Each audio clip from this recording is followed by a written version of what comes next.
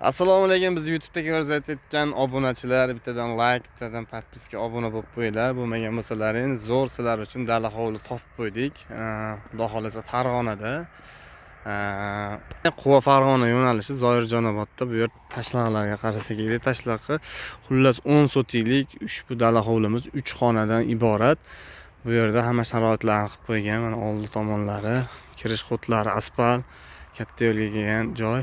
Maza qilib dam oladigan joy bu yerda mana atrofni kuzatib, quyoshni botishini tomosha qilib turadigan joylar. Bu yerda svetlari bor, suvlari bor, lekin gaz yo'q.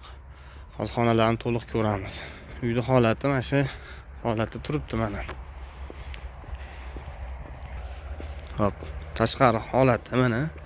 Bu yerda alohida bitta xonamiz mavjud. Orqa tomonda tandir o'choqlari bor. Bemalol joy mana. Bu yerda ikkita xona mavjud. Bu yerdagi bu xonamiz mana yotoqxona, konditsionerlargacha, televizorlargacha qo'yib qo'yishgan.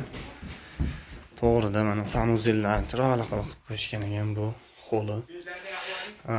Bu yerda mana chiroyli qilib hojatxonalargacha qilib qo'yishgan xullas. Ushbu joyimiz. Endi narigi xonani ko'ramiz. Endi narigi xonalarni ko'ramiz. Va bunimiz ikkinchi xonamiz. Mana remontlari yaxshi endi. Bir qator o'zlaringiz moslab olasizlar.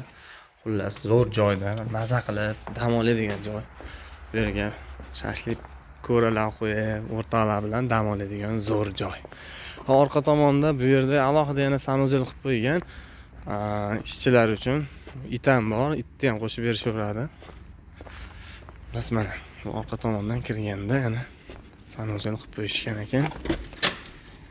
Holatlari buni ham suvlari hamma yog'i bor. Ko'rib turibsizlar, manzaraga 5 baho. Kimga kerak bo'lsa aloqaga chiqaverasizlar, narxlarini egalari bilan kelishilgan holda